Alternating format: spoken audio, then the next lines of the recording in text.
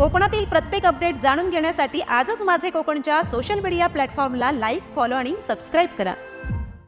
नमस्कार. माझं कोकणच्या रणधुमाळी निवडणुकीची या सदरामध्ये तुमचं सर्वांचं मनापासून स्वागत आहे. चिपळूणमध्ये आणि इतरत्र ठिकाणी नगरपालिकेच्या सार्वत्रिक निवडणुका जाहीर झालेल्या आहेत. कालपासून फॉर्म भरण्याची मुदत सुरू झालेली आहे. मात्र अद्याप देखील एकाही पक्षातून एकाही उमेदवारांनी फॉर्म भरलेला नाही. आज चिपळूणच्या नगराध्यक्षपदासाठी इच्छुक असलेले उमेदवार रमेशभाई कदम, जे पूर्वी चिपळूणमध्ये आमदार म्हणून ज्यांनी काम केलेलं आहे, आज आपण त्यांच्याबरोबर गप्पा मारूया, त्यांच्याबरोबर विश्लेषण करूया की नेमकं काय चाललं आहे. भाई, स्वागत आहे तुमचं माझं कोकणमध्ये. भाई, कालपासून फॉर्म भरायला सुरुवात झालेली आहे. आपण बघितलं तर विधानसभा इलेक्शन जेव्हा झालं तेव्हा महाविकास आघाडीने चांगलं काम केलं, महायुतीच्या उमेदवाराला चांगली टक्कर दिली. त्यावेळेला जे उमेदवार होते त्यांच्यासाठी कार्यकर्त्यांनी काम केलं. मात्र आता कार्यकर्त्यांच्या इलेक्शनच्या वेळेला असं काय घडलं आहे की कोणत्याही प्रकारचा प्रचार दिसत नाही, कुठेही उमेदवार फिरताना दिसत नाही. काय नेमकं असं आहे? तर कसं आहे की निवडणूक जाहीर झाल्यानंतर दोन आघाड्या आहेत. एक महाविकास आघाडी आणि एक आघाडी. तर याच्यामध्ये आता तीन पक्ष ज्याला एकत्र काम करत आहेत त्याला त्यांच्यामध्ये आघाडी होण्याच्या दृष्टीनं थोडा वेळ लागतो आहे. आणि तो वेळ एवढ्यासाठीच लागतो आहे, खालचे उमेदवार आहेत त्या खालच्या उमेदवारांच्या संदर्भामध्ये काही तडजोडी होऊ शकतात, समजलं. आणि त्या तडजोडी होऊ शकतात त्याच्यामध्ये. पण वरचं जे आहे तर तिन्ही साई पक्षामध्ये नगराध्यक्षपदासाठी उमेदवार इच्छुक आहेत. आणि त्या नगराध्यक्षाच्या उमेदवारावरनं या दोन्ही आघाड्यांमध्ये अजूनपर्यंत काय तसं एकमत होत नाही. म्हणून थोडंसं हे आघाडी जाहीर व्हायला किंवा आघाडी व्हायला त्या ठिकाणी वेळ लागते. आणि निवडणुकीचा यावेळेचा जो प्रोग्राम आहे हा इतर निवडणुकीपेक्षा अत्यंत शॉर्ट पिरियड आहे. आणि शॉर्ट पिरियडमध्ये एक तर प्रचार करायचा आहे, एक तर फॉर्म दाखल करायचे आहेत, ह्या सगळ्याच गोष्टी आहेत, गाठीभेटी घ्यायच्या आहेत. पण आज जे उमेदवार ठरत नाहीत किंवा जे उमेदवार फिरत नाहीत त्यात न फिरण्याचं दुसरं काही कारण नाही. वाटलं उद्या की समजा आता आमची आघाडी आहे, आम्ही आघाडी करतो आहे की शिवसेना उद्धव बाळासाहेब ठाकरे आहेत, तिकडे काँग्रेस आहे आणि आमचं शरद पवार काँग्रेस राष्ट्रवादी आहे. आता ह्याच्यामध्ये जर समजा उद्या तडजोड करायची झाली तर ज्या उमेदवाराला बसायला लागायचं आहे त्यांनी जर प्रचार चालू केला तर लोकच म्हणतील की बा तू प्रचार चालू केलास नाही, तुला आता बसायला लागते. मग लोकांची पण मानसिकता बदलेल की त्याला की बा याला काम करणारा असेल उमेदवार, त्याला तिकीट मिळालं नाही आणि त्याला बसायला सांगता येतात काय, त्याच्यामुळे त्याचा परिणाम मतदानावर होईल. म्हणून उमेदवार अजून कोणीकडे फिरण्याचं जे काम करत नाही त्याला मेन कारण ते आहे. दुसरी एक चर्चा चिपळूण शहरामध्ये सुरू आहे की रमेशभाईंची भूमिका कळत नाही. कारण असं देखील आमच्या कानावर आलं की महायुतीकडून तुम्हाला ऑफर होती, आमच्याकडून येऊन तुम्ही निवडणूक लढा, भाजपकडनं तुम्हाला ऑफर होती, अशी चर्चा आहे. काय खरं यातलं? नाही, भाजपकडनं काय मला ऑफर काय नव्हती. काय त्यांचे काही कार्यकर्ते मला भेटले होते, ते म्हटले तुम्ही आमच्याकडनं उभे राहा. तर म्हटलं बा आमच्या पक्षाचं जे धोरण आहे त्या पक्षाच्या धोरणाप्रमाणे मी अन्य कुठच्या ठिकाणी उभा राहू शकत नाही. आणि मला निवडणूक लढवायचं आहे म्हणून मी कुठच्याही पक्षाचा आधार घेऊन निवडणूक लढवावी इतपत काय माझी मानसिकता नाही. काय मला फक्त मी माझी उमेदवारी ती निश्चित केली की माझी उमेदवारी मी जी जाहीर केली ती मी स्वतःहून केली नाही. तर लोकांनी असं सांगितलं की गेले 8 वर्षे जे काही नगरपालिकेमध्ये जो कारभार सुरू आहे हा कारभार म्हणजे प्रशासनावरचा असणारा वचक, त्या ठिकाणी विकास कामावर होणारा खर्च आणि नगरपालिकेची असणारी आर्थिक स्थिती, या सर्व गोष्टी किंवा झालेली जी कामं आहेत त्या झालेल्या कामाचा दर्जा, ह्या सर्व गोष्टीचा विचार हा सर्वसामान्य माणूस गेले 8 वर्षे पाहतो आहे. आणि मग त्यांना असं वाटलं की या ठिकाणी एखादा अनुभव असणारा प्रशासकीय जर नगराध्यक्ष मिळाला तर निश्चितपणे प्रशासनावर त्याचा योग्य प्रकारे वचक राहील. बाकीची जी काय कामं आहेत त्या कामाच्या संदर्भामध्ये त्या ठिकाणी कंट्रोल होईल. आणि दुसरं असं की 5 वर्ष आमदार म्हणून मी काम केलं असल्यामुळं शासकीय अनुदान मिळण्याच्या संदर्भामध्ये माझ्या आमदारकीच्या काळामध्ये मी नाही म्हटलं तरी 116 कोटीचा निधी या तालुक्यासाठी आणला होता. आणि म्हणून मग काही नॉन पॉलिटिकल लोक की ज्यांचा राजकारणाशी काही संबंध नाही, माझे कार्यकर्ते म्हणतील की बाबा भाई तुम्ही उभे राहा, तो त्यांचा प्रेमाचा भाग आहे. परंतु नॉन पॉलिटिकल जे लोक आहेत चिपळूणमध्ये की जे विचारवंत आहेत, त्यांनी मला असं सांगितलं की भाई तुमच्यासारखा माणूस अनुभवी जर तिथे असेल तर या सर्व गोष्टीतनं त्या ठिकाणी मार्ग निघू शकेल. आणि म्हणून मी म्हटलं की बाबा मी लोकांचा कानोसा घेतो, लोकांची मानसिकता जर असेल तर मी त्या दृष्टीनं विचार करेन. आणि म्हणून मी लोकांमध्ये त्या ठिकाणी फिरायला सुरुवात केली आणि लोकांनी सांगितलं की नाही भाई तुम्हाला या ठिकाणी उभं राहण्याची गरज आहे. आणि म्हणून मी माझी उमेदवारी त्या ठिकाणी लढवायचा निश्चित केला. आता प्रश्न असा आहे की मी निश्चित केले म्हणजे मला आघाडीकडनं उमेदवारी मिळाली अशातला भाग नाही. परंतु माझं म्हणणं असं आहे की हिरवीच्या नगरपालिकेचं निवडणूक आणि यावेळच्या निवडणुकीमध्ये थोडासा फरक आहे.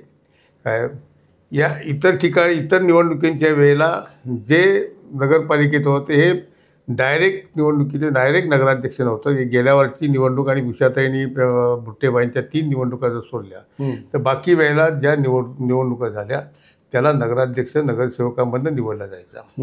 काय पण या वेळेला सलग 5 वर्ष करायचं आहे. आणि 5 वर्ष कारभार करताना जर चुकीचा कारभार झाला तर पर्यायानं त्याचे पडसाद हे चिपळूण शहराला भोगावे लागतील.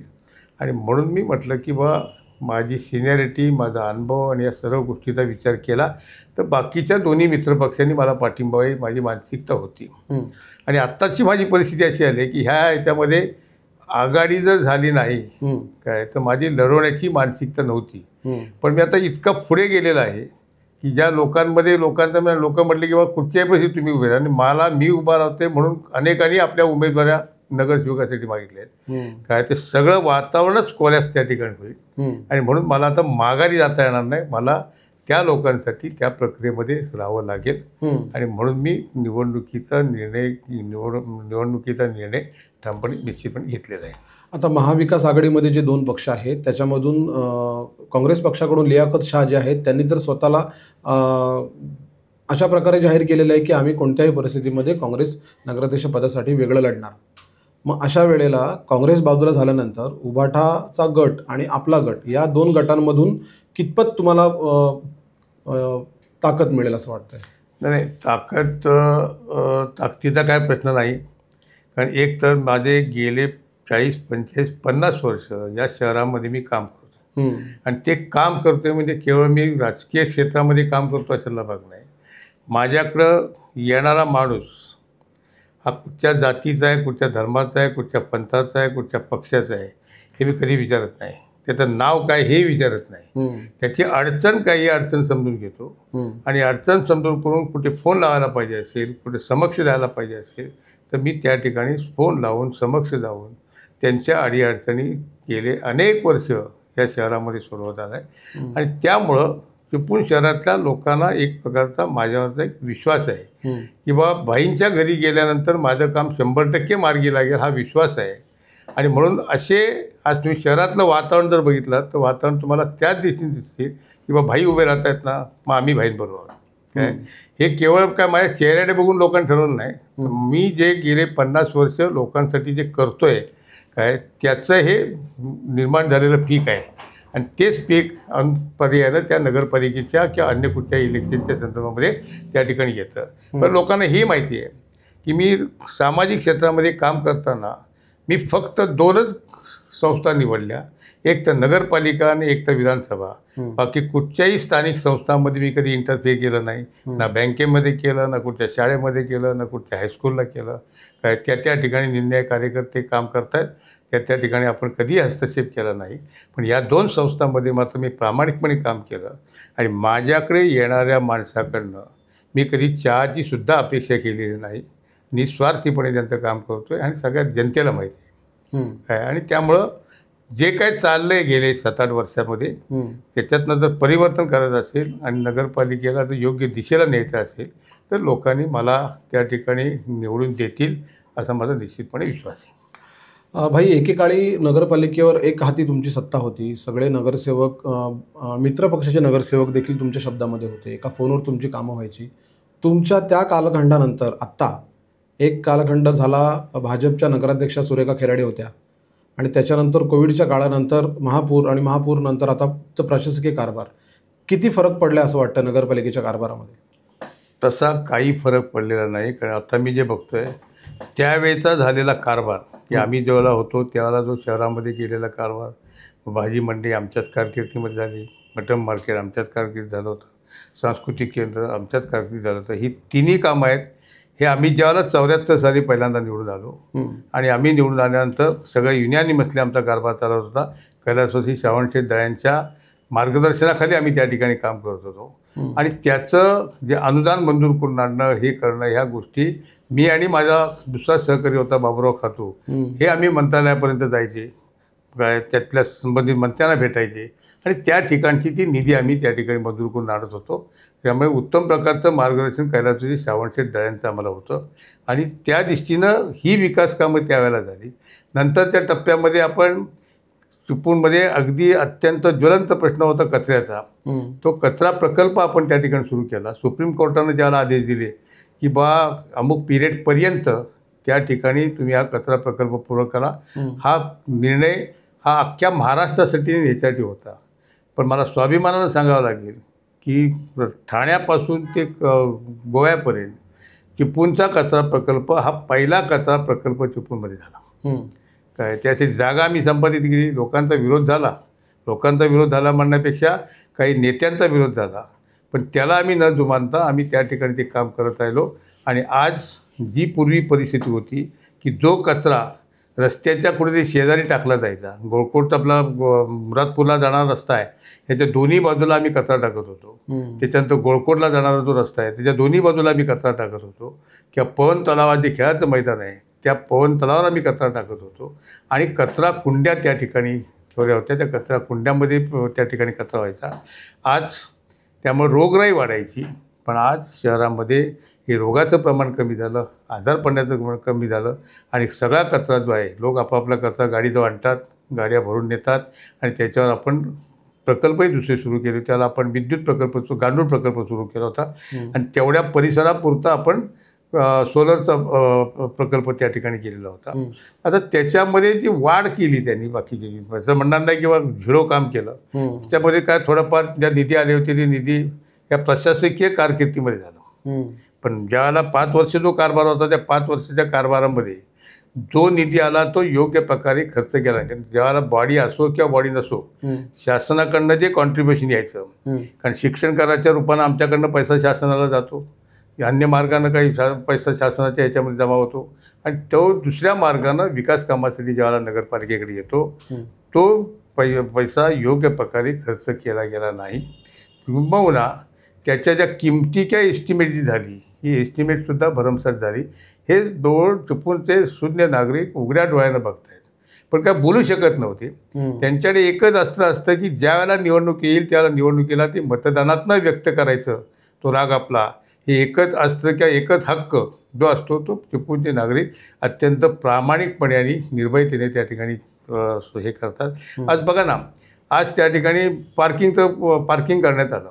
पार्किंगवर जवळजवळ लाखो रुपये खर्च आले. पार्किंग कुठे गेलं? पार्किंग डेव्हलपमेंट प्लॅनला रिझर्वेशन आहे, परंतु आज त्याची गरज शहराला नाही. काय ज्यावेळेला शहर वाढेल त्या बाजूला त्यावेळेला तिथे पार्किंगची गरज आहे, पण आज ते पार्किंगला एवढा खर्च करून त्या ठिकाणी एकही गाडी उभी राहत नाही. त्या ठिकाणी लोक फक्त आपलं धान्य वाळवण्याचं काम करतात. म्हणजे धान्य वाळवण्यासाठी जर लाखो रुपये खर्च करायचे आहेत आणि या वेळेला जर पावसाळ्यापूर्वी जर रस्ता केला तर दुसऱ्या पावसाळ्याला रस्ता शिल्लक राहिलेला दिसत नाही. अशी जी निकृष्ट दर्जाची कामं जी होत आहेत ही कामं ह्या ह्याच्यामध्ये संपूर्ण झालेत. ह्यासुद्धा कुठेतरी हे सगळं, कारण ह्याच्यावर जे प्रशासनावर जर वचक पाहिजे, काय राजाच जर त्या ठिकाणी बरोबर निघाला नाही तर प्रजा काय करणार, अशा पद्धतीची परिस्थिती आहे. जर तुम्ही ज्यांना ट्रस्टी म्हणून आपण निवडून दिले त्यांनी जर अंकुश ठेवला नाही तर स्टाफसुद्धा त्या दृष्टीनंच काम करतो. आणि म्हणून ह्या सर्व गोष्टी मी म्हणणार नाही की एकदम सगळं परिवर्तन होईल, परंतु हे कुठेतरी ह्या 5 वर्षामध्ये आपल्याला निश्चितपणे हे करायचं आहे. आणि जे आज कोणी नागरिक जरी नगरपालिकेत गेला तरी त्याला योग्य प्रकारची ट्रीटमेंट मिळत नाही, त्याचं काम होत नाही, त्याला महिना 2-2 महिने त्या ठिकाणी खेपा मारायला लागतात अशी परिस्थिती आहे. तर एकदा त्या ठिकाणी बॉडी आल्यानंतर नगराध्यक्ष आला तर निश्चितपणे त्या ठिकाणी कारभार व्यवस्थित होईल. प्रशासनाकडनं सुद्धा, कारण मी ज्या वेळेला नगराध्यक्ष होतो त्यावेळेला एखाद्या नागरिकाकडनं एखादं निवेदन आलं कामाचं, संबंधित अधिकाऱ्याला बोलवत होतो, त्याला सांगत होतो आणि त्याच्याकडे टाईम बॉम्ब प्रोग्राम घेत होतो, हे काम तू कधी करणार, तुला काय तांत्रिक अडचण आली, कायदेशीर, तू माझी चर्चा कर. मग त्यांनी दिल्या ह्याच्याप्रमाणे मी त्या नागरिकाला पत्र द्यायचा की बा असं असं काम हे अमुकाकडे दिलं आहे, ते जर तुमचं त्या तारखेला झालं नाही तर मला अमुक असता तुम्ही नगरपालिकेत भेटा. अशा पद्धतीने एक सिस्टीम लावून दिली होती. ती सिस्टीम राहिलेली नाही. म्हणून हे सगळं पुन्हा आपल्याला व्यवस्थितपणे ही घडी ह्या नजीकच्या काळामध्ये आपल्याला बसवायचं आहे. माझं कोकण चॅनलवर गप्पा पुढे चालत राहतील. वेळ झालेली एका ब्रेकची. तुम्ही पाहत राहा फक्त माझे कोकण. कोकण वधूवर ॲपमध्ये चॅट करणे झाले अगदी मोफत. प्रोफाईल आवडले की लगेच हाय पाठवा आणि गप्पा सुरू करा. कारण इथे चॅट करणं आहे एकदम सोपं आणि सुरक्षित, जिथे प्रत्येक मेसेजमधून वाढते ओळख आणि विश्वास. आणि बोलाल तेव्हाच तर सापडेल तुमचा परफेक्ट जीवनसाथी. तर आजच कोकण वधूवर ॲप डाउनलोड करा. माझं कोकणच्या रणधुमाळी निवडणुकीची या कार्यक्रमात तुमचं पुन्हा एकदा स्वागत आहे. आपल्यासोबत आहेत रमेशभाई कदम, जे माजी आमदार आहेत आणि त्यांच्याशी गप्पा सुरू आहेत. ते आता नगराध्यक्ष पदासाठी उमेदवार आहेत. भाई, आता तुम्ही सांगितलं की तुम्ही निवडणुकीसाठी तयार आहात, नगराध्यक्ष पदासाठी तयार आहात. मित्रपक्ष जे आहेत त्यांच्याकडून बाळा कदम जे आहेत ते उमेदवार म्हणून स्वतःला प्रेझेंट करू इच्छितात. दुसरे लियाकत शाह म्हणून आहेत ते इच्छितात. जर त्यांच्याकडून तुम्हाला महाविकास आघाडी जर नाही झाली वरिष्ठांकडून किंवा लोकल लेवलकडून, तर तुमचा निर्णय काय असेल? नाही, एक लक्षात घ्या की काँग्रेसने जाहीर केलं आहे की आम्हाला आघाडी करायची नाही. काँग्रेसचा विषय आता संपुष्टात आला आहे. काय ते त्यांच्या दृष्टीनं काय निर्णय घ्यायचा ते घेतील. तर म्हटलं उबाटाजवळ आमची अजूनही चर्चा चालू आहे. मी भास्कररावांनाही उद्या भेटणार आहे. त्यांच्याशी पण चर्चा करून त्या बाबतीतलं मी चर्चा करणार आहे. ही आघाडी व्हावी ही माझी स्वतःची मानसिकता आहे. कारण आपल्याला पुढचा कारभार जो करायचा आहे तो पक्षीय पातळीवर करायचा नाही आहे. तो करायचा आहे तो सगळ्यांना बरोबर घेऊन जाऊन करायचा आहे. शेवटी जी बिघडलेली घडी जर बरोबर आणायची असेल तर सर्वांचं सहकार्य देखील तेवढंच चांगल्या प्रकारचं अपेक्षित आहे. आणि मी 1974 सालापासून नगरपालिकेमध्ये काम केलेलं आहे. हे जवळजवळ मी नाही म्हटलं तरी 25 वर्ष नगरसेवक म्हणून होतो, 9.5 वर्ष नगराध्यक्ष म्हणून काम केलं आणि 5 वर्ष मी आमदार म्हणून काम केलं. म्हणून हा 25 वर्षाचा जो आणि नगराध्यक्षाचा जो अनुभव आहे त्याच्यामध्ये कारभार कशा पद्धतीने गेला हे लोकांना सर्व श्रुत आहे. लोक आजही नावं काढतायत आणि मी त्या ठिकाणी पूर्ण वेळ जनतेसाठी देतो. घरीसुद्धा माझ्याकडे सकाळी 7 वाजल्यापासून लोकांची गर्दी असते. ती अगदी मी संध्याकाळी झोपेपर्यंत, रात्री अपरात्री जरी कोणाचा फोन आला तरी पण मी तो रिसिव्ह करतो आणि त्या ठिकाणी न्याय देण्याचा प्रयत्न करतो. आता एकदा मी जाहीर केलं ते लोकांना विचारून केलं काय, त्यामुळं नगराध्यक्षाच्या स्पर्धेतनं मी बाहेर जाणार नाही. परंतु ह्या बाबतीतली सगळं नागरिकांचा कल आणि मतं घेतल्यानंतर मी माझ्या पक्षश्रेष्ठींशी चर्चा केली आणि त्यांना सांगितलं की बा अशी अशी आघाडी करण्याच्या प्रयत्नामध्ये आम्ही आहोत. जर आघाडी झाली तर उत्तम आहे, नाही झाली तर आम्ही स्वतंत्रपणे लढणार आहोत आणि मी त्याच्यामध्ये नगराध्यक्ष या पदासाठी निवडणूक लढवणार आहे. तर म्हटलं त्यांनी मला ग्रीन सिग्नल त्या ठिकाणी दिला. कालच मी मुंबईतनं आलो आणि मग जर त्यांनी ग्रीन सिग्नल दिला तर माझ्या श्रेष्ठींचा फोन येण्याचा काही संबंध आता त्या बाबतीतला येणार नाही. समजलं. आता राहिला प्रश्न असा आहे आपल्याला बाकी त्याच्यामध्ये कुठच्याही तऱ्हेचं राजकारण करायचं नाही. आणि सगळ्यांना उद्या मी निधी मागताना सुद्धा सरकार युतीचं आहे आणि आम्ही विरोधी पक्षाचे आहोत, तरीसुद्धा मी त्यांच्याशी संबंध ठेवून आहे. ते पक्षात जाण्यासाठी नव्हे तर उद्या शहर विकासाच्या दृष्टीनं जो काही निधी लागणार आहे तो निधी मला त्यांच्याच सहकार्यानं घ्यावा लागणार आहे. मग त्यासाठी मला काही जरी मोजावं लागलं तरी हरकत नाही, कारण शेवटी मला त्या ठिकाणी लोकांची कामं ज्या अपेक्षेनं लोक माझ्यावर विश्वास टाकून माझ्या ताब्यामध्ये ही संस्था देणार आहेत त्या लोकांना आठवण राहायला पाहिजे माझ्या आयुष्यातले शेवटचं इलेक्शन आहे आणि ते मी लोकाग्रस्तच लढतो आहे. नाही तर माझी मानसिकता स्वतःची जर म्हटलं तर इलेक्शन लढवण्याची नव्हती. आता कोण म्हणतात की त्यांना तिकडे इलेक्शनला 3 मजले चढायचे लागत आहेत, तिकडे हे करायचं आहे, फोनवर इलेक्शन होणार नाही. तर ठीक आहे, बोलणाऱ्याला बोलवू दे.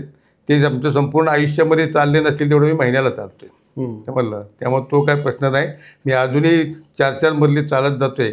एखाद्या ठिकाणी लिफ्ट असो किंवा नसो, लिफ्ट असली तरीसुद्धा मी चालत जातो मला व्यायाम होण्यासाठी. काय त्यामुळं ते माझी प्रकृती आहे की नाही हे मी दररोज फिरणारा माणूस आहे ते लोकच बघतायत आणि ज्या ट्रॅकवर मी चालतो तिथे अनेक लोक येतात आणि तिथं माझा व्यायाम पण ते बघतात, मग तो प्रश्न नाही.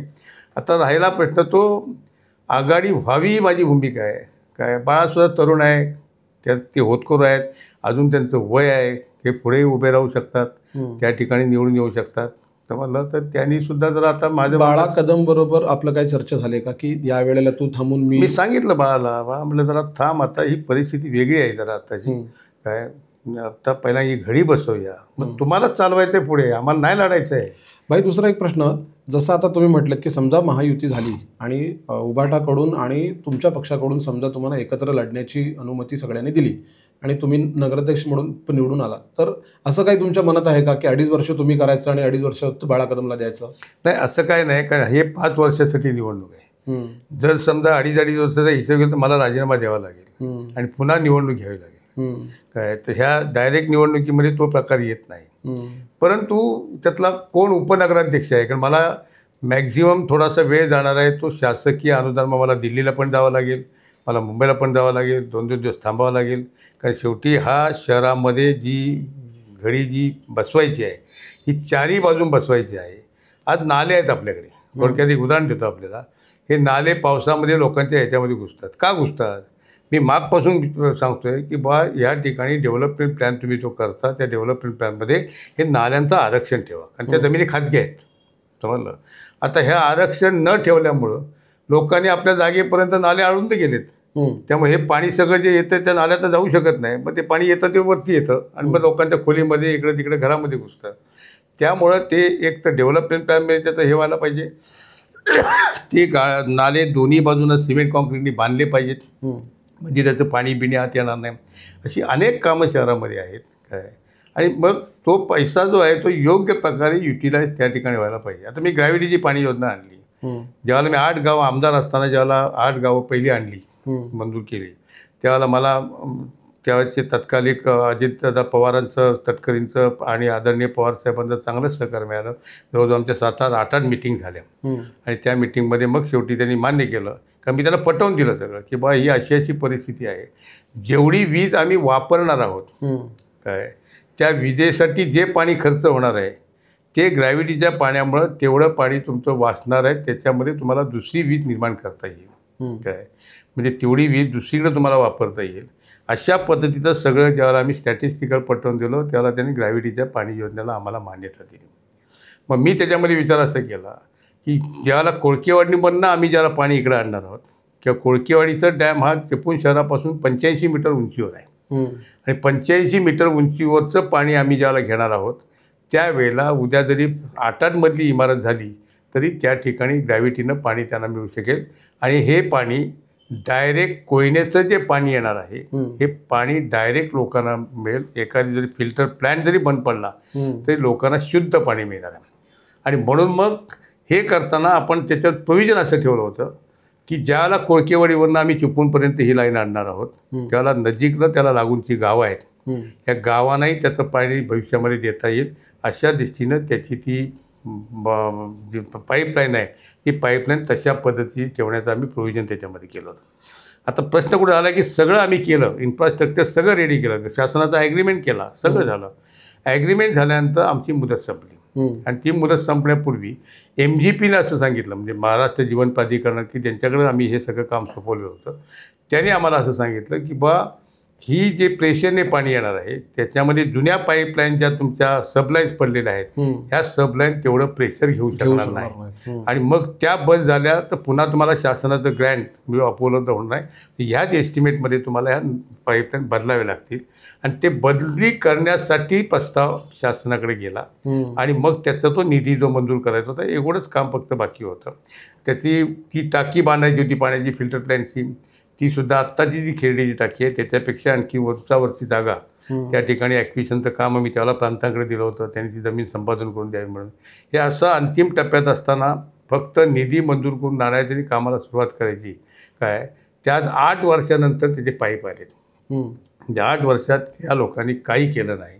काय आता ते केलं असतं तर आज ज्याला पूर भरला आपल्याला 2021ला आणि लोकांची सगळं पाणीच बंद झालं होतं काय साधं प्यायला पाणी नव्हतं, ते शेवटी लोकांनी बिस्लरी पाणी दिल्यानंतर झालं. लोकांचं घरं साफ करायला त्या ठिकाणी पाणी नव्हतं. अशा वेळेला जर ग्रॅव्हिटीची पाणी योजना जर झाली असती तर लोकांची घरं तात्काळ साफ करता आली असती, पाणी योजना बंद पडली नसती. परंतु ते पाणी न आल्यामुळं 21 सालच्या पुरामध्ये काय परिस्थिती झाली ही आम्ही चिपळूणकरांनी जगानं बघितलेली आहे काय. आणि म्हणून सामाजिक संस्था बाहेरच्या आल्या, त्यांनी जर मदत केली नसती तर कदाचित महिनासुद्धा आमचा चिखल त्या ठिकाणी साफ होऊ शकला नसता. भाई, विकास कामांबद्दल बोलूया. गेल्या काही वर्षांमध्ये आमदार शेखर निकम हे सत्ताधारी पक्षामध्ये आहेत, त्यांनी बराचसा निधी आणलेला आहे. म्हणजे लोकांचं असं म्हणणं आहे की आत्तापर्यंत चिपळूणच्या विकासामध्ये एवढा मोठा निधी कधीच चिपळूण आणि देवरुख संगमेश्वरमध्ये आलेला नाही. चिपळूणमध्ये झालेल्या विकास कामांबद्दल तुम्हाला काय वाटतं? सांगतो. कारण पूर्वी कसं होतं की विकास कामाच्या पैशाला काही मर्यादा होत्या. कारण शेवटी विकास कामाला जे पैसे होतात ते शासनाच्या कराच्या रूपानं जे शासनाच्या तिजोरीत जातात, तेच विकासाच्या माध्यमातून दुसऱ्या हातानं नागरिकांपर्यंत येतात. आता त्यावेळेला उत्पन्नाला शासनाच्या काही मर्यादा होत्या, पण आता GSTच्या माध्यमातून शासनाच्या तिजोरीमध्ये एवढा पैसा जमा होतो की तो आमच्या वेळेला जो निधी होता त्याच्या 10 पटीनं किंवा 10पेक्षा अधिक पटीनं पैसा हा शासनाच्या तिजोरीत जमा होतो काय. आणि काय म्हणजे हे मान्य केलं पाहिजे की तो त्या लोकप्रतिनिधी त्याचा फॉलोअप करून खरंच आमदार शेखर निकमाने त्याचा पाठपुरावा करून निधी अनेक प्रकारचा ह्या शहरामध्ये आणला, तालुक्यामध्ये आणला. जे चांगलं केलं आहे ते चांगलंच आहे काय. त्याच्यामुळे ती चांगल्याची स्तुती करणाराही मी माणूस आहे काय. त्यांनी तो निधी इथं आणला म्हणून ती आज मुस्लिम समाजाचे त्या मुस्लिम समाजाला निधी दिला, त्याच्यामुळे त्यांची कब्रस्तान वगैरे ही काही कामं झाली. अन्य ठिकाणी जी विकास कामाच्या दृष्टीने झाली काय. मी बाजार पुलाचं मापातला पुलाची मागणी मी त्यावेळेला केली होती, त्याचा फॉलोअप केला होता. नंतर माझी मुदत गेली, नंतर ते काम झालं नाही. परंतु आता शेखर निकमाने त्याचा फॉलोअप करून ते झालं. म्हणजे हा निधी अधिकचा पैसा शासनाच्या तिजोरीत जमा झाल्यामुळं निधी ताबडतोब उपलब्ध होऊ शकला आणि कामं चांगल्या प्रकारची होती. भाई, तुम्ही नगराध्यक्ष झाल्यानंतर अशी कोणती कामं असतील की जी प्राधान्याने तुम्हाला करावीशी वाटतील? एक तर शहरातले रस्ते, ज्या रस्त्यावरनं आज खड्ड्यातून रिक्षा जात आहेत, बाईक जात आहेत, सायकलवाले जात आहेत, चालत जात आहेत काय, त्या रस्त्यांची सुधारणा केली पाहिजे. अनेक ठिकाणी आता ज्या इमारती आम्ही ज्या पूर्वी बांधलेल्या होत्या त्याला आता 30, 35, 40 वर्ष व्हायला आली काय, त्या इमारती आहेत त्या परिस्थितीमध्ये आहेत. उदाहरणार्थ विरेश्वर तलावाच्या बाजूची बिल्डिंग आहे, त्याच्यामध्ये व्यायामशाळा आहे, ती building, L type shopping centre. आता एल टाईप शॉपिंग सेंटर आदरणीय बाळासाहेबांचं नाव दिलं. बाळासाहेबांची उंची काय, बाळासाहेबांचं हे काय, व्यक्तिमत्व काय, आपण कशाला नाव देतो. एखादा चांगला प्रोजेक्ट उभा केला असता, त्या चांगल्या प्रोजेक्टला बाळासाहेबांचं नाव दिलं असतं तर निश्चित त्यांच्या आत्म्याला शांती मिळाली असती. आम्ही एका जुन्या पडीक इमारतीला की ज्याच्यामुळे गळतंय बिळतंय अशा इमारतीला नाव देतो का, बरोबर नाही. त्यामुळं बाळासाहेबांच्या नावानं एक चांगल्या प्रकारचं स्मारक चिपळूणमध्ये व्हावं ही माझी स्वतःची भूमिका आहे. आणि त्या दृष्टीनं एखादा प्रोजेक्ट काय, मग एखादं समजा आता आंबेडकर वाचनालयाच्या बाजूला जी नगरपालिकेची जागा आहे त्या जागेमध्ये त्या ठिकाणी एखादी कुठे सांस्कृतिक केंद्र किंवा अशा पद्धतीची इमारत उभी करून, आज एक इंदिरा गांधी सांस्कृतिक केंद्र आहे, एकच आहे. शहरात आता वस्ती वाढलेली आहे आणि वस्ती वाढली त्याप्रमाणे लोकांची गरज बघता त्या ठिकाणी आपल्याला दुसरं आणखीन प्रोव्हिजन करणं गरजेचं आहे. व्यायामशाळेच्या बाबतीमध्ये महिलांच्या व्यायामशाळेचं सुद्धा कमतरता आहे. म्हणून आता ही एल टाईप शॉपिंग सेंटर किंवा या ठिकाणची आहे, त्यामुळे खाली शॉपिंग सेंटर उत्पन्नाच्या दृष्टीने ठेवायचंच, पण त्याचबरोबर बाकीच्या ज्या जागा वरती जे फ्लोअर होणार आहेत त्या फ्लोअरमध्ये आपल्याला दुसरी काही आणखी प्रोव्हिजन महिलांसाठी, महिलांच्या उद्योगासाठी अशा पद्धतीचं प्रोव्हिजन त्याच्यामध्ये करायचं आहे. आणि बेसिक जी अडचण आहे की लोकांना आता बाजारपेठेमध्ये जी परिस्थिती आहे तर बाजारपेठेमध्ये बाहेरचा येणारा ग्राहक कमी झाला आहे. केवळ शहरामधलाच ग्राहक फक्त येतो, कारण आता गावागावामध्ये दुकानं झाली, मोठी दुकानं झाली, त्याच्यामुळं ग्रामीण भागातला वर्ग इकडे येत नाही. हा वर्ग आता पर्यटनच्या माध्यमातून आपल्याला आणावा लागणार आहे. आणि त्याच्यासाठी आपल्याला पर्यटनाच्या माध्यमातून या शहराचा विकास हा पुढच्या नजीकच्या काळामध्ये करावा लागेल की जेणेकरून पर्यटक शहरामध्ये येतील, निम्या प्रकारची खरेदी करतील, जसं महाबळेश्वरला खरेदी करतात किंवा अन्य ठिकाणी जसं करतात, गोव्यामध्ये करतात, तशा पद्धतीनं हे चिपळूणमध्ये करायला. कारण चिपळूण एक मध्यवर्ती आहे काय, दापोली बिपोली किंवा ग्वागर बिगरला याला ठिकाणी गणपतीपुळ्याला समुद्र आहे, तेव्हा पर्यटक तिथे येतात. परंतु आमच्याकडं हा एक तर बशीमध्ये आहे हो. चिपळूण शहर, त्यामुळं अन्य मार्गांना आपल्याला काही विकासात्मक कामं करून त्या ठिकाणी हे करावं लागेल. नगरपालिकेची आता इमारत जुनी झालेली आहे, ती पडायला झाली, त्याचं मागची बिल्डिंगची परिस्थिती आहे ती पण आपल्याला कुठेतरी सुधारणा करणं गरजेचं आहे काय. आणि असे अनेक कामं आहेत काय. इन्फ्रास्ट्रक्चरच्या दृष्टीनं आता आज जे चाललं आहे की इथे भाजी मंडी आमच्यासमोर काढली, आम्ही MIDCची जागा संपादन केली काय. ती जागा आज जर दिली असती लोकांना, तरुणांना, तर लोकांनी छोटे छोटे उद्योग त्या ठिकाणी केले असते, वर्कशॉप काढले असते काय. एवढी जागा संपादन करून त्याचा पैसा खर्च करून आम्ही त्यात फक्त कंपाऊंड वॉलला खर्च लाखो रुपयाचा केला. पण कंपाऊंड वॉल घालून तुम्ही मिळवलं काय. पण त्या ठिकाणी समजा एखादं मच्छी मार्केट तिथे केलं असतात तर त्या भागातल्या लोकांना मच्छीची सोय झाली, एखाद्या भाजी मंडई केलं असतं तर त्या परिसरातल्या लोकांना भाजीची सोय झाली, त्यांना बाजारपर्यंत त्या ठिकाणी यावं लागलं नसतं. अशा पद्धतीनं ज्या सुधारणा शहराच्या भविष्याच्या दृष्टीने जे करायच्या आहेत ते आपल्याला निश्चितपणे करायच्या आहेत. काही ठिकाणी आता पाग्यावर जर आपण गेलो तर पाग्यावर जी वाढ आहे, रस्ते पण अरुंद आहेत, रस्ते अरुंद आहेत आणि त्याच्यामध्ये जो वाळ आहे त्या वाळामध्ये मागच्या रस्ता खाली खचला होता, मी त्याला ते रिटेनिंग वॉल होण्याची गरज आहे. आम्ही काय चाललं, एखादा पूल कोसळला की मग बांधायला जातो, तर तो आपल्याला पूल कोसळण्यापूर्वी जर प्रयोजन केलं तर त्यामुळे जीवितहानी होणार नाही, नुकसान होणार नाही आणि ते काम पण होऊन जाईल. अशा दृष्टीनं आपल्याला या शहराचा विकास भविष्य काळामध्ये साधायचा आहे काय. आणि म्हणून आपण त्या दृष्टीने प्रयत्न करा. मध्यंतरीच्या काळामध्ये प्रशांत यादव जे आपल्या पक्षामध्ये होते, चांगला पक्ष वाढीसाठी त्यांनी चांगलं काम केलेलं होतं, मात्र ते भाजपमध्ये प्रवेश केल्यानंतर बरेचशा कार्यकर्त्यांना तिकडे घेऊन गेले. अशा परिस्थितीमध्ये किती ताकद कमी झाली पक्षाची असं वाटतं, किती फरक पडेल नगरपालिकेच्या इलेक्शनला? नाही, कसं काही फरक पडणार नाही काय. कारण शेवटी कार्यकर्त्यांचा नेत्यावर विश्वास लागतो. मला मानणारा वर्ग एक वेगळा आहे काय. मी तो राजकारणात असो किंवा नसो तरी माझा वर्ग माझ्यावर राहतात, कारण त्यांना मी रात्री अपराधासाठी काम करत आलेला माणूस आहे काय. त्याच्यामुळं त्या बाबतीतला त्याचा काही पण नाही. प्रशांत यादव ग्रामपंचायतीमध्ये निवडून आलेले होते आणि प्रशांत यादव ज्याला मीच सांगितलं उमेदवार एक तरुण रक्ताला आपण संधी द्यावी म्हणून काय.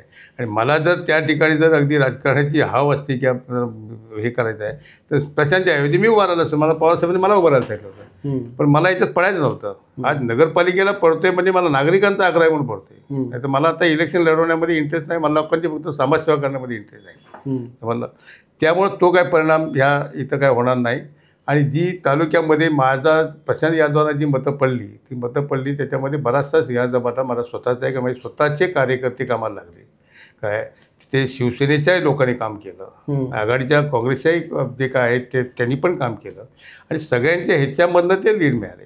त्यामुळे लोक पक्षापेक्षा व्यक्ती बघतात आणि व्यक्तीमध्ये आणि नगरपालिकेची निवडणूक ही पक्ष हा एक संघटनात्मक मतं काढण्यासाठी असतो, पण मतं वैयक्तिक लोकांची संबंध कसे आहेत त्याच्यावर मिळतात. माझे वैयक्तिक घराघरातला माणूस मी ओळखतो आणि घराघरात मी काम केलेलं आहे.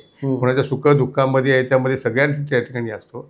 आणि विशेषतः मी मुस्लिम समाजामध्ये सांगेन, आज मुस्लिम समाजामध्ये विभाजन करण्याचा जो काय प्रकार चालला आहे काय. लियाकत काय मनापासून उभा राहत असेल असं वाटत नाही, लियाकतला मनापासून आघाडी व्हावी असंच वाटत असेल, पण त्यांना जे स्पॉन्सर करणारे जे लोक आहेत, त्यांना जे चढवणारे लोक आहेत, त्यांना मला ही मतामध्ये ही फोडायची आहेत.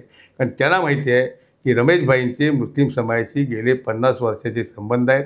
त्यांच्या सुखदुःखामध्ये, त्यांच्या अडीअडचणीमध्ये सातत्यानं रमेशभाई त्यांच्या पाठीशी उभा राहिलेला आहे. आणि ते मी कुठेही लग्नकार्य असो, कोणाचं मयत झालेलं असो, त्या ठिकाणी मी जाऊन पोचतो.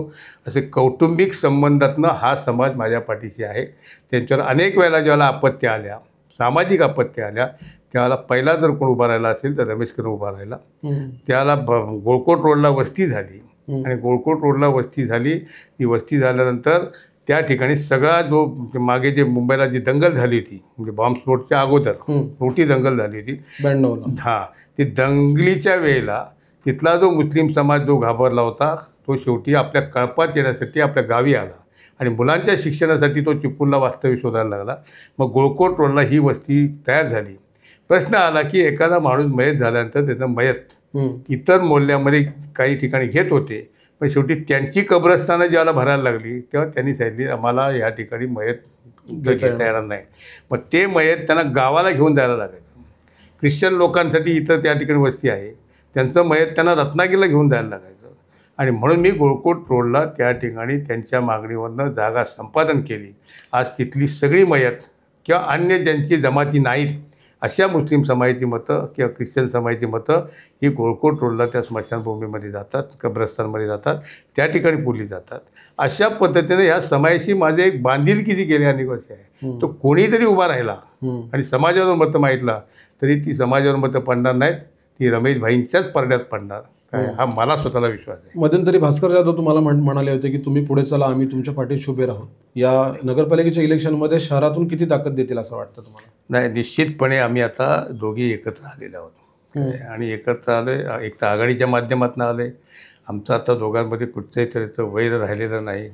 काय याच्या अगोदर आणि हे वैर आमचं दोघांचं होतं म्हणण्यापेक्षा काहींनी खतं पाणी घातलं होतं आणि हे दोन एकत्र नेते येऊ नयेत ह्या पद्धतीची भूमिका काही लोकांनी बजावली. त्याच्यामुळं आम्ही एकमेकांच्या जवळ येऊ शकलो नाही. पण आता आमच्या दोघांमधले मतभेद केलेले आहेत आणि दोघे आम्ही एकमेकांना म्हणजे उद्या ग्वागरमध्ये जरी त्याला काही मदत लागली किंवा हे लागलं तरी मी त्या ठिकाणी करीन किंवा अन्य ठिकाणी लागलं तरी करेन. की मला काय आता नगरपालिकेत एक निवडणुकी शेवटची सोडल्यानंतर मला पुढं काही निवडणुकीमध्ये इंटरेस्ट नाही, मी लढणार पण नाही.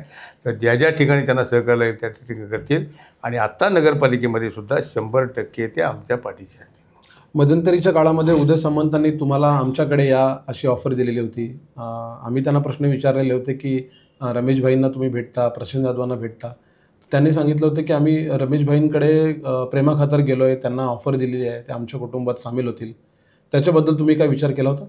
नाही, उदय सामंत साहेबांचं आणि माझं अनेक वर्षाची मैत्रीचे संबंध आहे आणि मैत्रीच्या संदर्भामध्ये माझं आजही माझे फोन होतात.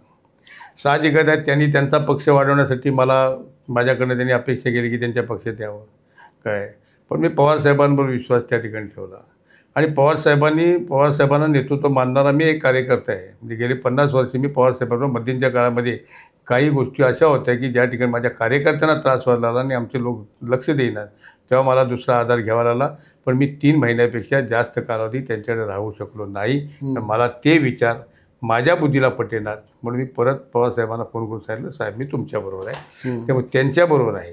काय आता विकास कामाच्या माध्यमात मात्र मी सातत्यानं सगळ्यांच्याच सानिध्यात आहे.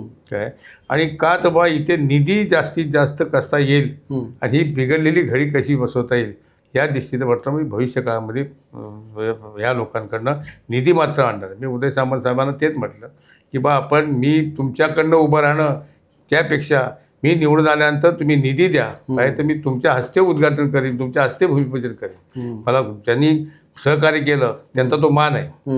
काय त्याच्यामुळे त्या दृष्टीने मी त्या ठिकाणी करीन आणि एकदा निवडून येईपर्यंत राजकारण किंवा पक्ष असावा, निवडून आल्यानंतर तो सगळ्यांसाठी असावा. बरोबर. आणि हे मानणारा मी माणूस आहे मला, त्यामुळे तो काय प्रश्न येणार नाही. जाता जाता एक शेवटचा प्रश्न. 28 नगरसेवक निवडून येणार आहेत 14 प्रभागांमधून. आता तुम्ही आजपासून जर प्रचाराला सुरुवात केली तर किती नगरसेवक तुमच्या पक्षाचे निवडून येतील असं तुम्हाला खात्री आहे? आघाडी जर आली तर 28 पैकी जवळजवळ आम्ही 26-27 नगरसेवक काढू देतो आघाडी. पण आता काँग्रेस त्यातनं बाजूला गेलेला आहे. मी त्यांच्या एकंदरीत पेपरचं स्टेटमेंट आणि हे सगळं जिल्हा अध्यक्षांचं वक्तव्य आहे. त्यातून उद्या जरी म्हटले वरचे त्यांचे पक्षश्रेष्ठी की आपण आघाडी करू तरी आमची मानसिकता आहे. काय शिवसेना आणि आम्ही एकत्र जर लढलो काय तरीसुद्धा आम्ही मेजॉरिटी चांगल्या प्रकारे येईल. आणि मला खात्री असं आहे की मी ज्याला माझ्या नेतृत्वाखाली ज्यावेळेला इथं लढाई करणार आहे, ज्याला निवडणूक लढणार आहे, त्यावेळेला 100% मी त्या ठिकाणी मेजॉरिटी आमची आणणार. विरोधी पक्षामधून समजा मिलिंद कापडी आणि उमेश सकपाळ हे जर तुमच्या समोर असतील तर निवडून आल्यानंतर समजा हे नगरसेवक म्हणून पण निवडून आले तर उपनगराध्यक्षपद त्या दोघांपैकी तर कोणाला द्याल? नाही, असं आहे, आधी जो नगराध्यक्ष पदासाठी उभा राहतो त्यांनी वॉर्डातल्या इलेक्शनला उभं राहू नये. हां, तो उभा का राहतो? त्याला नगराध्यक्षाचा एक तर कॉन्फिडन्स नव्हतो मी निवडून येण्याचा, म्हणून वॉर्डातनं निवडून यायला आहे. काय गेल्या वेळेला तसं झालं होतं, सूर्यकांत खेराडे उभे राहिले आणि मग त्या ठिकाणी परत इलेक्शन झालं. मी माझ्या आयुष्यामध्ये अशी 2-2 निवडणुकी नाही खेळलो. मी लढलो तो नगराध्यक्ष पदासाठी की लढलो तो नगरसेवक पदासाठी. त्यामुळं हे जरी उद्या वॉर्डामधनं उभं राहणार आहेत की नाही मला माहिती नाही, पण उभं जर राहिले काय तर निश्चितपणे भविष्य काळामध्ये विकासाच्या कामासाठी जर त्यांचाही मला चांगला जर फायदा होणार असेल तर त्यांनाही आम्ही जवळ करू, त्यांनाही कमिट्या बिमिट्या याच्यामध्ये सामील करून घेऊ. काय, कारण शेवटी निवडणूक, मी म्हटलं ना, निवडणुकीपर्यंत राजकारण असावं, निवडणुकीनंतर सगळ्यांनी एकत्र कारभार करावा. आम्ही होतो त्यावेळेला मोरूभाऊ जोशींसारखे, नेने गुरुजीसारखे, क्षेमाबाई थत्तेंसारखे, काय चांगले वसंतदादा चित्यांसारखे अनेक मातबर लोक होते नगरसभागृहावरती. पण तिथे असं होतं की विरोधाला विरोध नाही, विरोध चांगलं काम असेल ते सगळे युनॅनिमसली पाठिंबा द्यायचे. काय, आणि जर चुकत असेल तर जवळजवळ 1-1 तास सभागृहामध्ये त्याच्यावरती लेक्चर पण द्यायचे. काय, आणि आम्ही ते ऐकायचं, त्याच्यातून जो धडा घ्यायचा तो धडायचा, त्याप्रमाणे आम्ही सुधारणा करायचे. पण त्यांना विश्वासात घेऊन आम्ही कारभार केला आणि उद्या निवडून आल्यानंतर सुद्धा आम्ही तेच करणार आहोत. विरोधी पक्षाला काय असं बाजूला ठेवणार नाही. त्यांच्यात सुद्धा चांगले विचार असतील ना, ते पण घेऊ आम्ही. फक्त एवढंच की प्रशासनामध्ये कंट्रोल ठेवणं आणि आलेल्या निधीचा योग्य वापर करणं, त्याच्यामध्ये त्याचा पुढे भ्रष्टाचार होऊ नये, त्याच्यामध्ये 100% नागरिकांना फायदा कसा होईल. आज 33% बिलं जाऊन कामं करतायत, कामं भरली जातात. 33% बिलं, मग आमची एक तर एस्टिमेट चुकतायत. काय, जर 33% बिलो जाऊन तो कॉन्ट्रॅक्टरला परवडते काय, तर त्यात ते 5-10% त्याचं मार्जिन असणारच ना. काय, म्हणजे एवढं जर मार्जिन असेल, म्हणजे 50%पेक्षा अधिक जर समजा बिलो जात असतील काय, तर त्या ठिकाणी कामाची क्वालिटी काय राहणार. आणि मग ते कॉन्ट्रॅक्टर तरीही कामं करतायत, ह्याचा अर्थ कुठेतरी त्याच्यामध्ये नंतरच्या ह्याच्यामध्ये कामाच्या मेजरमध्ये कुठेतरी काहीतरी लफडं होत असणार. हा संशय जर नागरिकांच्या मनात आला तर काही चुकीचा नाही. काय, ह्या गोष्टीवर हे केलं पाहिजे. आणि म्हणून मी ठरवलं आहे की बा आता माझ्याकडे दुसरं काही काम नाही. सकाळी 11 वाजल्यापासून संध्याकाळी 5 वाजता जसं ऑफिशियल लोक कामं करतात तसा नगरपालिकेत बसणार आहे. कामं कुठं चालली असेल त्या कामावर स्वतः जाणारी बरोबर कॉन्क्रीट टाकलं जातं आहे की नाही, काय नाही, आमचे इंजिनियर बरोबर काम करतात की नाही, अशा पद्धतीनं त्याची हे करणं. क्वालिटीच्या बाबतीमध्ये कॉम्प्रोमाइज नाही. टेंडर कुणीही भरा, त्याशी मला काही देणं घेणं नाही. तुम्ही तुमचा उमेदवारी अर्ज कधी भरणार? आता ते अजून निश्चित नाही बी का. आणि हे आता आज तुम्ही मगाशी मला जो सुरुवातीला प्रश्न विचारलात की उमेदवारी सगळं सामसूम आहे काय, आयोगाने एवढी लांब दत्तक यादी दिली आहे, त्याच्यामध्ये सगळे कागदपत्र जमवताना उमेदवाराला फिरण्यापेक्षा तेच डोईदर झाले. हे सगळे जमवण्यामध्ये त्यांची सगळे वेळ जात आहेत काय. आणि म्हणून मग आता या 1-2 दिवसामध्ये सगळे पेपर्स जमा होतील. तोपर्यंत सेनेचं काय होतं आहे ते बघूया. मी त्यांची वाट बघतो आहे काय. त्यांनी जर एकदा सिग्नल दिला की नाही आम्हाला स्वतंत्र लढायचं आहे, तर मग मी भरून टाकेन फॉर्म. हे होते रमेशभाई कदम, ज्यांनी अनेक वर्ष आमदारकीच्या पाठोपाठ चिपळूण नगरपालिकेवर स्वतःची सत्ता ठेवलेली होती आणि प्रशासकीय कारभारामध्ये कशा प्रकारे काम होते, त्या कामावर अंकुश कसा ठेवायचा आणि याच्यावर अंकुश ठेवण्यासाठी मी आता निवडून येणं गरजेचं आहे असं त्यांचं आव्हान आहे. चिपळूणच्या नगरपालिकेच्या इलेक्शनच्या कारभारामध्ये एकंदरीतच रमेशभाई कदम यांची भूमिका ही निर्णायक ठरते. रमेशभाई कदम कुठून लढतात, कशा प्रकारे लढतात, कशा प्रकारे खेळी करतात आणि जुने काँग्रेसचे कार्यकर्ते, जुने राष्ट्रवादीचे कार्यकर्ते आणि चिपळूणच्या नागरिकांच्या घराघरापर्यंत पोचलेले नेते म्हणून त्यांची ओळख असल्यामुळे भाईंची भूमिका आज माझे कोकणच्या माध्यमातून स्पष्ट झालेली आहे. याचबरोबर अनेक नेते, अनेक पदाधिकारी आणि नगराध्यक्ष पदासाठी इच्छुक असलेल्या अनेक उमेदवारांबरोबर आपण गप्पा मारणार आहोत. तुर्तास इथे थांबूया. व्हिडिओ जर्नलिस्ट सनी आदवडेसह महेंद्र कासेकर, माझे कोकण, चिपळूण.